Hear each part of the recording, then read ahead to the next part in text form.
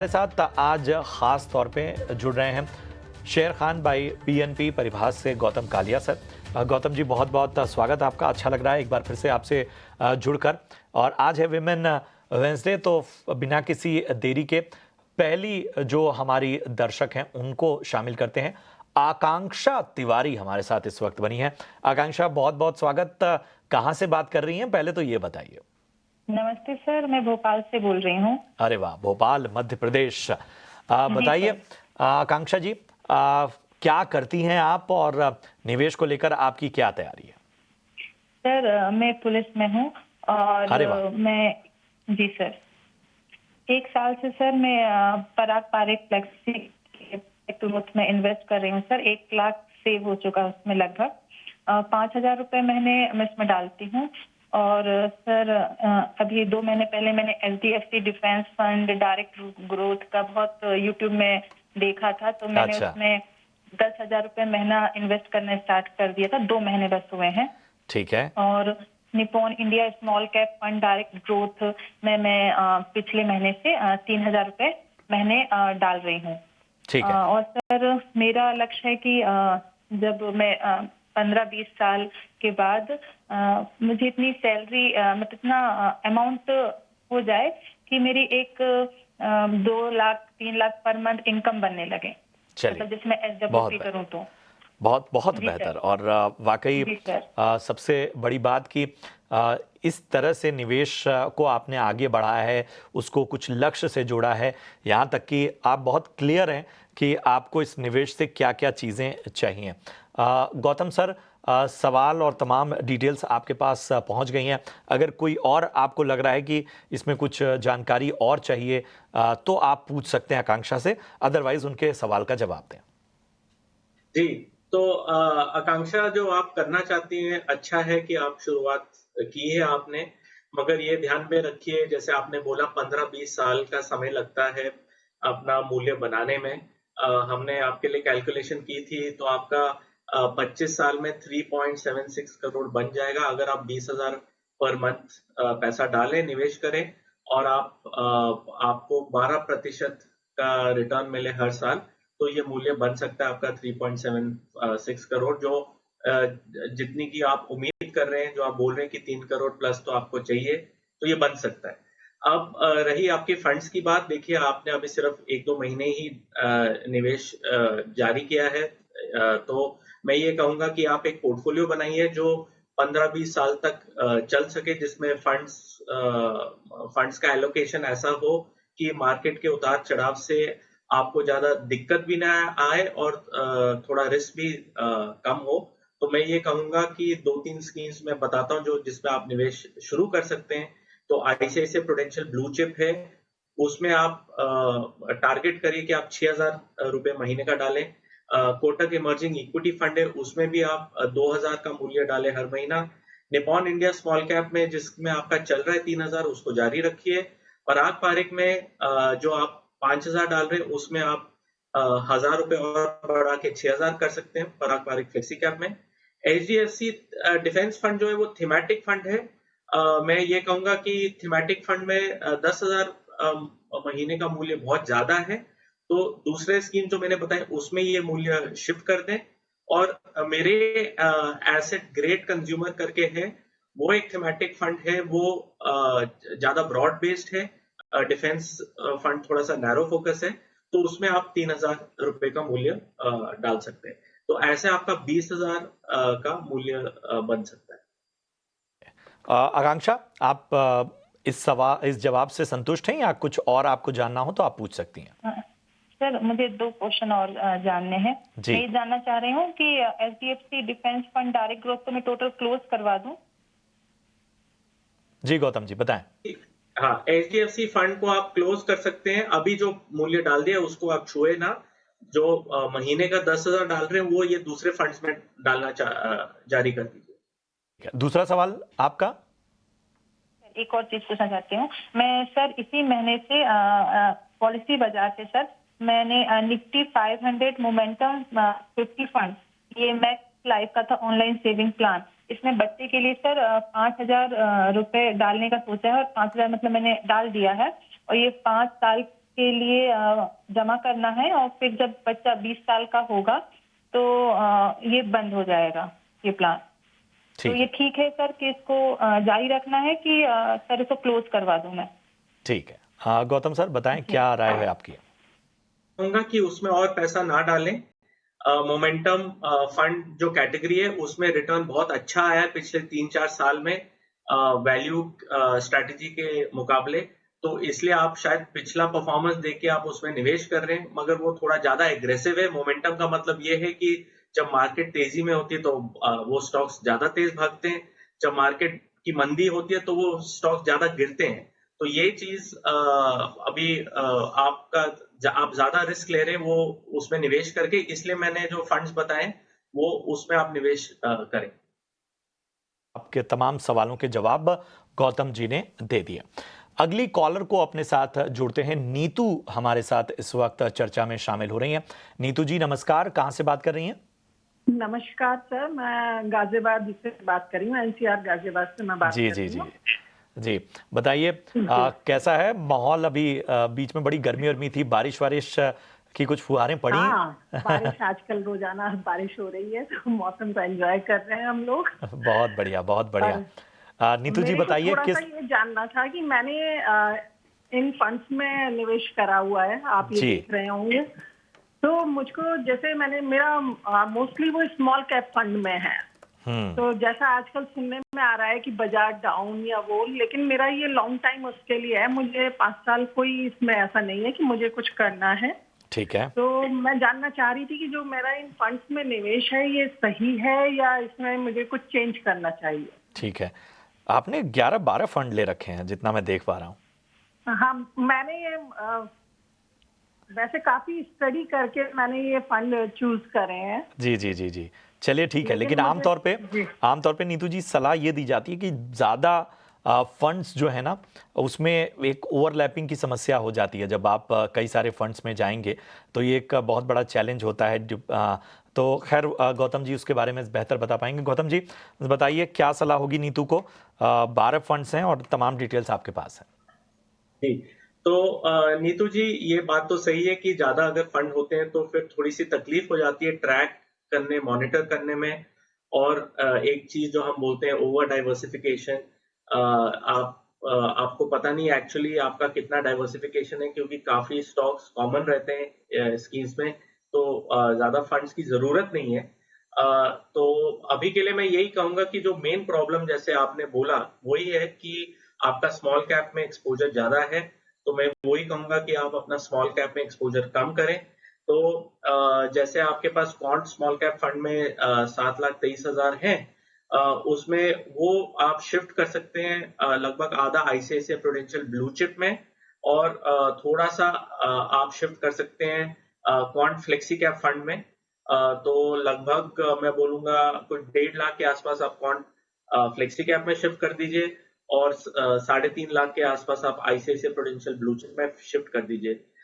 HSBC small cap में भी आपका 11 लाख है टोटल 32 लाख में से, तो वो वहां पे भी बहुत ज्यादा है। मैं बोलूंगा वहां से 5 लाख आप आईसीआईसीआई प्रूडेंशियल ब्लू चिप में शिफ्ट कर दीजिए। ब्लू चिप आपका लार्ज कैप का एक्सपोजर वैसे बढ़ जाएगा।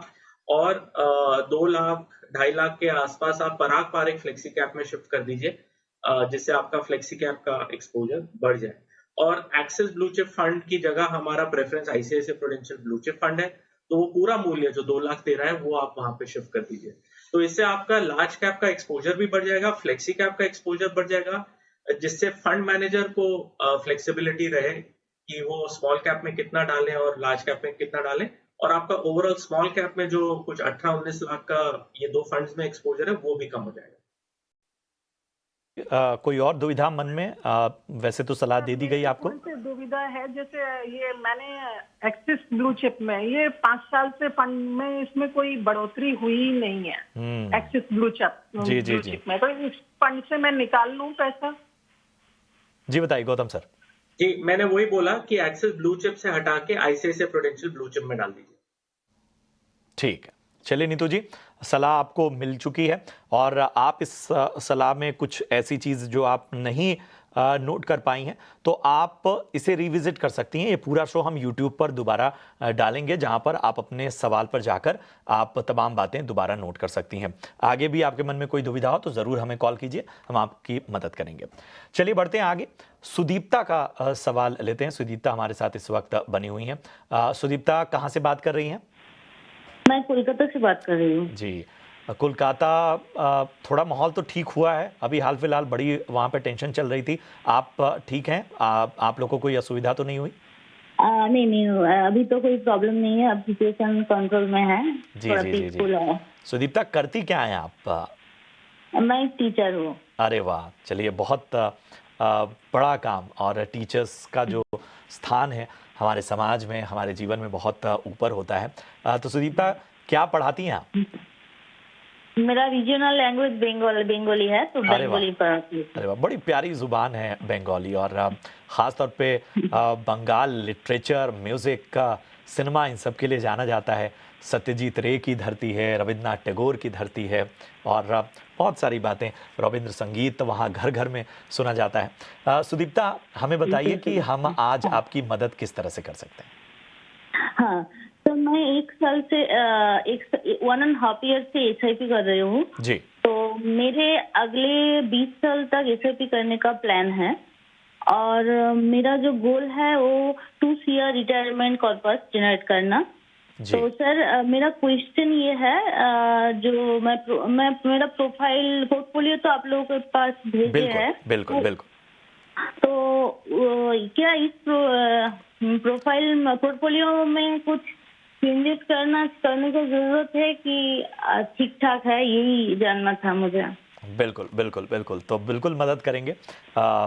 बताएं गौतम सर, तमाम डिटेल्स तो आपके पास हैं, कुछ अगर कमी लग रही हो तो पूछ लें, अदरवाइज सीधा सुदीप्ता के सवाल का जवाब दें। जी, तो सुदीप्ता, मैं यही बोलूंगा कि आपका स्मॉल कैप में एक्सपोजर बहुत ज्यादा है। स्मॉल और मिड कैप में 53% का एक्सपोजर है, जितना आप पैसा डाल रहे हैं महीने का 20,000 रुपए। तो मैं ये कहूंगा कि, और आपने कहा भी है अपने सवाल में कि आपका मॉडरेट रिस्क है, तो मैं कहूंगा कि आप जो निपॉन इंडिया स्मॉल कैप में आप 3,500 डाल रहे हैं, उसमें से आप 2,000 शिफ्ट करके आईसीआईसीआई प्रूडेंशियल ब्लू चिप में डाल दीजिए, जो एक लार्ज कैप फंड है, और जो बच गया है 1,500 वो ICICI prudential balance advantage fund में डाल दीजिए। और जो आपका टाटा का स्मॉल कैप है जिसमें आप 3,500 डाल रहे हैं, उसमें आप ये शिफ्ट करके आईसीआईसीआई प्रूडेंशियल ब्लू चिप में डाल दें। इससे क्या होगा कि आपका स्मॉल कैप का एक्सपोजर कम हो जाएगा और आपका लार्ज कैप का एक्सपोजर बढ़ जाएगा। अगर आप थोड़ा सा रिस्क लेने के लिए रेडी हैं तो टाटा स्मॉल कैप में जो 3,500 डाल रहे हैं वो पूरा मूल्य हटाने की जगह आप वहां पे 1,500 जारी रखिए और 2,000 फिर आईसीआईसीआई प्रूडेंशियल ब्लू चिप में डाल दें। तो ये आप कर सकते हैं। ठीक है, तो सुदीप्ता, आपको गौतम जी ने बताया कि आखिर क्यों स्मॉल कैप को लेकर इस तरह की चिंताएं रहती हैं। पहले जो हमारे एक कॉलर थी उनको भी स्मॉल कैप का एक्सपोजर ज़्यादा था, आखिर उसको लेकर क्या कंसर्न है, क्यों पोर्टफोलियो में स्मॉल कैप जो है और बाकी डाइवर्सिफिकेशन आपको बेहतर तरीके से करना होता है, वो गौतम जी ने बहुत बेहतर तरीके से बताया। कोई और मन में सवाल हो सुदीप्ता तो आप पूछ सकती हैं। बाकी पॉइंट जो है वो ठीक है ना? वो आपको देखिए पूरी जानकारी दी है गौतम सर ने, कहाँ बदलाव करना है। मैं आपसे कहूंगा कि ये जो शो है ना हम YouTube पे भी डालेंगे, तो आप वो पूरा आंसर सुनेंगे तो आपको क्या बदलाव करने हैं पोर्टफोलियो में, कहाँ चेंजेस लाने हैं, वो आपको समझ में आ जाएंगे। शुक्रिया सुदीप्ता। चलिए बढ़ते हैं आगे, और इन सब के बीच में गौतम सर वही स्मॉल कैप को लेकर एक ज़रा क्लैरिटी दे दीजिए कि बहुत सारी चिंताएं सामने आ रही हैं, आखिर क्यों इस तरह की चिंताएं उठ रही हैं। हमारे दर्शक भी अब इतने निवेशक के तौर पे जागरूक हो गए हैं कि वो भी इस तरह के सवाल उठा रहे हैं। जी, बात बस यही है कि जब हम निवेश करते हैं तो हम ज्यादातर बिना एडवाइस के निवेश करते हैं। हम आगे गुड क्वालिटी एडवाइस नहीं लेते हैं, तो हम क्या करते हैं कि हम बस ऑनलाइन जाके देख लेते हैं कि कौन से फंड का सबसे अच्छा रिटर्न है। अभी अगर हम देखेंगे, जैसे मोमेंटम फंड की बात हुई या स्मॉल कैप मिड कैप की बात हो रही है, वो फंड्स का परफॉर्मेंस ज्यादा अच्छा दिख रहा है पिछले 1 साल 2 साल में, तो इसलिए लोग वहां पे जो निवेश शुरू कर रहे हैं उसमें निवेश ज्यादा कर रहे हैं और फिर अपने आप को ऐसे समझा रहे हैं कि ठीक है, क्योंकि हम 5-10 साल के लिए कर रहे हैं तो हम रिस्क ले सकते हैं, तो थोड़ा सा रिस्क लेने में क्या खराबी है। बट मन ही मन तो वही है कि वो सब चाहते हैं कि ज्यादा रिटर्न मिले। तो इसलिए हम इनफैक्ट मैं ये शो में पिछले 10 महीने, अभी शायद हाँ 10 महीने तो हो गए हैं, मैं 10 महीने से यही देख रहा हूँ पोर्टफोलियोज में ज्यादा स्क्यू स्मॉल और मिड कैप में ही है और हम ज्यादातर निवेशकों को यही समझा रहे हैं कि लार्ज कैप बायस रखें। लार्ज कैप जो कंपनीज है उसमें भले ही रिटर्न थोड़ा सा कम है, मगर वो वैल्यूएशन के हिसाब से अभी ज्यादा अट्रैक्टिव है स्मॉल और मिड कैप के हिसाब से, और ये बड़ी कंपनीज हैं तो ये ज्यादा स्टेबल हैं, तो इसमें रिस्क भी कम होता है। तो इसलिए हम बोल रहे हैं कि इसमें बायस अभी थोड़ा सा ज्यादा बरकरार रखें। ठीक है, तो ये है अहम राय, कह लीजिए कि बीच बीच में हम इस तरह के सिंप्लीफिकेशन आसान भाषा में आपको तमाम जो टिप्स हैं वो भी लेकर आते हैं। अगली जो हमारी दर्शक हैं उन्होंने YouTube पर अपना सवाल हम तक पहुंचाया है। इनका नाम पूनम सिंह है और इनका कहना है कि इनके पोर्टफोलियो में 4 फंड्स हैं और ये सभी डायरेक्ट फंड हैं और SIP इनकी 40,000 की है, जिसका ब्यौरा गौतम सर आपके पास है। इसके अलावा इन्होंने अपने पति का भी पोर्टफोलियो भेजा हुआ है शायद, और बताइए क्या राय होगी पूनम को। जी, तो पूनम जी ने कहा है कि उनका अभी 40,000 का महीने का सिप है मूल्य और वो बढ़ाना चाहती हैं और 30,000 से, तो कहाँ पे उनको निवेश करना चाहिए, और उन्होंने पति का भी पोर्टफोलियो दिया। तो मैं पहले उनका पोर्टफोलियो के बारे में बता देता हूँ। उनके जो जहाँ पे स्कीम जारी रखनी चाहिए वहां पे मैं कुछ बोलूंगा नहीं, मगर जैसे निपॉन इंडिया लार्ज कैप है, उसमें 1,000 रुपए से और बढ़ा सकते हैं। उनका 10,000 चल रहा है, उसमें 1,000 रुपए बढ़ा सकते हैं।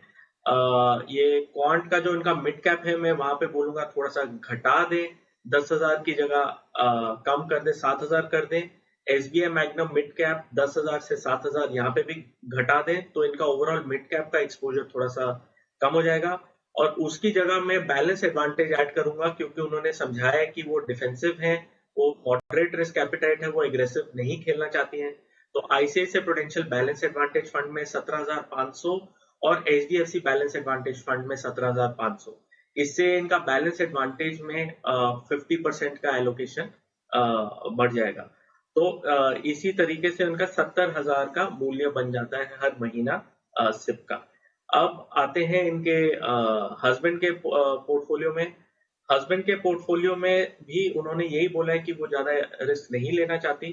तो हम देख रहे हैं कि सेक्टोरल फंड्स में भी पैसे जा रहे हैं, वहां पे 14,000 महीने का सिप चल रहा है। वहां पे ICICI प्रूडेंशियल टेक्नोलॉजी है, Nippon India banking and financial services है। यहाँ पे ये 1,000 जो जा रहा है ये हटा के हम ICICI prudential blue chip fund में डाल देंगे। निपॉन इंडिया वैल्यू फंड जहाँ पे 2,000 जा रहा है ये HDFC बैलेंस एडवांटेज फंड में डाल देंगे। टाटा फोकस इक्विटी जिसमें 1,000 जा रहा है और Aditya Birla sunlight small cap जिसमें 2,000 जा रहा है, ये दोनों हटा के हम ICICI prudential balance advantage fund में डाल देंगे। इससे इनका बैलेंस एडवांटेज बढ़ जाएगा। फंड्स थोड़े से जो ज्यादा फंड्स हैं हस्बैंड के पोर्टफोलियो में वो कम हो जाएंगे और ब्लू चिप में भी एक्सपोजर, लार्ज कैप में भी एक्सपोजर इनका बढ़ जाएगा। बिल्कुल। तो पूनम जी, आपको एक विस्तृत राय जो है वो गौतम जी से मिली है। गौतम सर, यहाँ पर 2 चीज़ें जिसका जिक्र आपने किया, एक तो बैलेंस एडवांटेज फंड और एक हाइब्रिड फंड। हमें बताइए कि आखिर इन दोनों का चुनाव करते वक्त मतलब किस तरह के निवेशक जो हैं वो इस तरह के फंड्स की ओर जाते हैं। जी, तो बैलेंस एडवांटेज फंड एक तरीके का हाइब्रिड फंड ही है। ये फंड ऐसे होते हैं जो इक्विटी में भी निवेश करते हैं और डेट में भी निवेश करते हैं। डेट का मतलब हो गया, आप समझिए बॉन्ड्स, जो हम फिक्स्ड इनकम सिक्योरिटीज बोलते हैं। आप इनका स्ट्रक्चर ऐसे होता है very similar to fixed deposit, बस इनकी अलग से मार्केट होती है जहां पे हम ये बाई सेल कर सकते हैं इंस्ट्रूमेंट से, तो इनका भी प्राइस ऊपर नीचे जाता है, तो इनके साथ थोड़ा मार्केट रिस्क जुड़ जाता है। मगर ओवरऑल क्योंकि हम डेट ऐड करते हैं, फिक्स्ड इनकम सिक्योरिटीज पोर्टफोलियो में ऐड करते हैं, तो सारा पैसा इक्विटी में नहीं रहता है, तो ऑटोमेटिकली एसेट एलोकेशन हो जाता है, डाइवर्सिफिकेशन हो जाता है, तो इससे थोड़ी और स्टेबिलिटी आ जाती है। तो रिस्क एडजस्टेड रिटर्न जो हम मेजर करते हैं जब फंड सिलेक्शन करते हैं, तो ये फंड्स का काफी अच्छा होता है।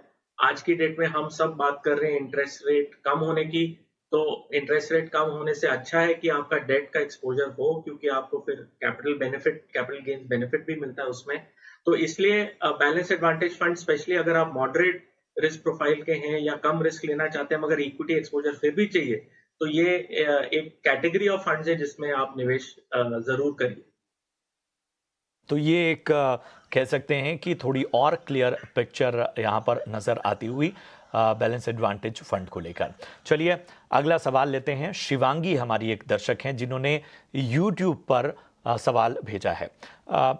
इनका सवाल है कि लार्ज कैप में ज़्यादा एलोकेशन रखने से कुछ फ़ायदा नहीं, क्योंकि 20 साल का टाइम है, और इन सब के बीच में वो थोड़ा सा क्लैरिफिकेशन चाहती हैं कि आखिर किस तरह से यहाँ पर जो है वो रणनीति बनाई जानी चाहिए पोर्टफोलियो में। गौतम सर, लार्ज कैप का रोल किस तरह का होता है और इसकी रणनीति, इसकी स्ट्रेटजी कैसी होनी चाहिए? जी, तो हमने ये थोड़ी सी इस पे बात कर ली है, मगर यही प्रॉब्लम है कि देखिए जब 2-3 साल में रिटर्न बहुत ज्यादा बन जाता है मार्केट में, तो फिर लोगों का रिस्क एपेटाइट भी बढ़ जाता है। तो सबको लगता है कि हाँ, हम 20-25% तो बन ही जाएगा, हम 20 साल के लिए पैसा डाल सकते हैं। मगर फिर क्या होता है कि अगर 2-3 महीने के लिए मार्केट में कमजोरी रही और रिटर्न नहीं बना, तो फिर उन्हीं लोगों का रिस्क प्रोफाइल भी बदल जाता है। जिन लोगों ने 100 रुपए डाले और वो 100 का जब 80 हो जाता है, तब वो एकदम सेफ खेलना चाहते हैं, वो फिर इक्विटी में नहीं निवेश करना चाहते। और यही चीजों से हम बचाना चाहते हैं निवेशकों को। हम चाहते हैं कि आप 20 साल के लिए निवेश करें, तो आप 20 साल के लिए तभी निवेश कर पाएंगे जब आप मार्केट के उतार चढ़ाव सह पाएंगे। तो इसलिए हम देखते हैं आपकी रिस्क प्रोफाइल। अगर आप एक्चुअली एग्रेसिव इन्वेस्टर हैं और आप 30% स्टमक कर सकते हैं, ध्यान रखिए कि 2 तरीके के करेक्शन होते हैं। एक जहां पे मार्केट गिरती है, जैसे 2008 में गिरी या कोविड के टाइम पे गिरी, जहां पे 15 दिन में कोविड में 30-40% डाउन चलेगी, तो आपका 100 रुपए 60 रुपए बन गया 15 दिन में। तो अगर आप वो स्टमक कर सकते हैं और आप उसमें रिएक्ट नहीं करेंगे, तो फिर आप एग्रेसिव इन्वेस्टर हैं। और दूसरा करेक्शन होता है टाइम करेक्शन, जो अगर आपने 2008 में निवेश किया था, 2013 तक मतलब 6 साल के लिए आपको कुछ 4-5% टोटल रिटर्न मिला है, तो आपको कुछ रिटर्न नहीं मिला। आप समझ सकते हैं कि वो 6 साल कैसे बीती होगी लोगों पे जिन्होंने 6 साल के लिए पैसा रखा मार्केट में मगर कुछ नहीं कमाया। तो ये आपको ध्यान रखना जरूरी है कि मार्केट का रिस्क रियल है, और हमने अपनी लाइफ टाइम में देखा है वो। तो इसलिए जो हम पोर्टफोलियो बनाते हैं, ऐसा बनाते हैं आपसे बात करके, जिससे आप 15-20 साल तक डटे रहें, क्योंकि पूरा गेम कंपाउंडिंग का है, पूरा गेम टाइम इन्वेस्टेड का है। तो हम चाहते हैं कि आप लंबे अरसे के लिए निवेश रखें, इसलिए आपके कंफर्ट के हिसाब से आपको निवेश करना चाहिए। और इसलिए मैं अब ये शो पे आके पिछले 8-10 महीने से ये बता रहा हूँ कि लार्ज कैप बायस थोड़ा सा बिल्ड करिए पोर्टफोलियो में। स्मॉल और मिड कैप में स्टॉक्स अभी भी हैं, आइडियाज अभी भी हैं जहां पे पैसा बन सकता है, ऐसी बात नहीं है कि नहीं बन सकता है, मगर वो ज्यादा एक्सपेंसिव है, तो वहां पे रिस्क अभी थोड़ा सा ज्यादा है। तो ये आपको सलाह, और मेरे ख्याल से ये सभी के लिए एक बहुत अहम सलाह होगी जिसको शायद आपको गांठ बांधकर रखनी चाहिए। रूपाली का सवाल लेते हैं। यूट्यूब पे आया इनका सवाल। इन्होंने पोर्टफोलियो की पूरी जानकारी आप तक पहुंचाई हुई है Gautam sir. Nippon small cap 3000 की एसआईपी है, पराग पारिक फ्लेक्सी कैप में 2000, एसबीआई कॉन्ट्रा में 1500, और इसके अलावा इन्होंने ख़ास तौर पे जो गोल रखा है वो ये है कि 3 करोड़ जो है वो 25 साल के नज़रिए से ये चाहती हैं, और कितना अमाउंट इंक्रीज़ करना होगा, कोई नया फंड अगर ऐड करना हो तो उसको भी सलाह दीजिए, और लार्ज और मिड कैप और एक टैक्स सेवर स्कीम क्या लेना चाहिए। तो बताएं क्या राय होगी रूपाली को। जी, तो रूपाली जी, आपका 6,500 रुपए महीने का सिप है। अगर आप 12% के हिसाब से आपको रिटर्न मिलता है 25 साल के लिए, तो आपको 16,000 पर मंथ का सिप करना पड़ेगा, फिर जाके आपका 3 करोड़ का टारगेट अचीव होगा। उसका मतलब आपको 9,500 रुपए से अपनी सिप बढ़ानी होगी। तो मैं अभी एज्यूम कर रहा हूँ कि आप ये कर पाएंगे और उसके हिसाब से आपको बता रहा हूँ आप कैसे निवेश करें आपका एग्जिस्टिंग पोर्टफोलियो देख के। तो पहले तो 4 नई स्कीम्स मैं बता देता हूँ। एक तो आपने जो टैक्स सेविंग के लिए ELSS का रिक्वेस्ट किया था, तो HDFC ELSS tax saver fund है, उसमें आप 1,300 का सिप कर सकते हैं। और जो 3 दूसरी स्कीम जो नए हैं वो उसमें मेरे एसेट मिड कैप फंड है, उसमें आप 1,800 डाल सकते हैं। बंधन कोर इक्विटी फंड है, उसमें आप 1,600 का निवेश शुरू कर सकते हैं। और ICICI प्रूडेंशियल ब्लू चिप जिसमें आप 4,800 का निवेश शुरू कर सकते हैं। आपका जो निपॉन स्मॉल कैप, पराग पारिक फ्लेक्सी कैप और SBI कॉन्ट्रा है, ये 3 आप जारी रखिए, इसमें कोई चेंज करने की जरूरत नहीं है। इससे आपका टोटल 16,000 हो जाएगा और ये आप 25 साल के लिए करें। अगर अभी आपके पास उतना मूल्य नहीं है निवेश करने के लिए, तो हर साल जितना हो सके 500, 1,000, 2,000 जितने से भी बढ़ा सके बढ़ाइए और इसी जर्नी में लगे रहिए। फिर से अगर बातचीत हो पाई तो फिर मैं और सलाह देने के लिए रेडी हूँ। ठीक है रूपाली जी, उम्मीद करते हैं कि आपके तमाम सवालों का जवाब आपको मिला होगा। हमारी अगली जो दर्शक हैं जिन्होंने YouTube पर अपना सवाल भेजा है वो है निकिता। 35 साल इनकी उम्र है और उन्होंने SIP में एक तरह से शुरुआत की है। निपॉन इंडिया लार्ज कैप 2000 की SIP है, Parag Parikh flexi cap 2000, Nippon India small cap 2000 और ये 20,000 पर मंथ का एक पोर्टफोलियो बनाना चाहती हैं अपने रिटायरमेंट और बाकी प्लान्स के हिसाब से।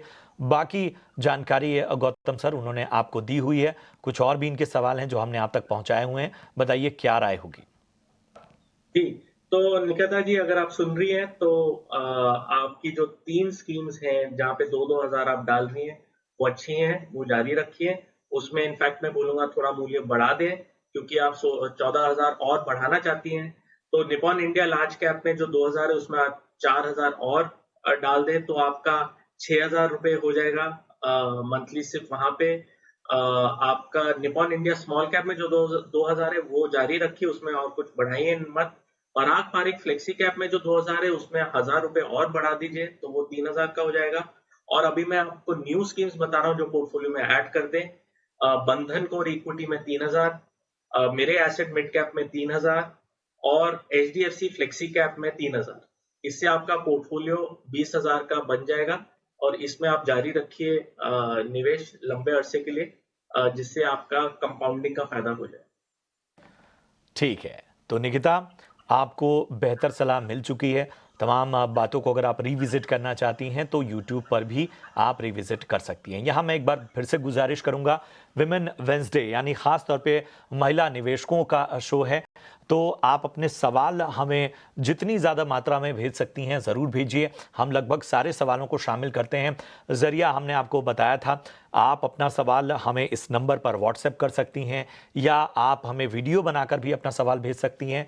यही नहीं, यूट्यूब के कमेंट बॉक्स में भी आप अपना पोर्टफोलियो रिव्यू कराना हो तमाम जानकारी यहाँ पर दे सकती हैं। आपको बता दें कि हमारा ख़ास मकसद यही है, महिला निवेशकों को बेहतर तरीके से जागरूक करना। बहरहाल यहाँ रुकेंगे एक छोटे से ब्रेक के लिए। ब्रेक के उस पार एक ख़ास चर्चा में हमारे साथ अनंत लड्ढा जुड़ेंगे और उनसे हम एक बहुत ही अहम पहलू पर बातचीत करने वाले हैं। ब्रेक के बाद ज़रूर जुड़िए।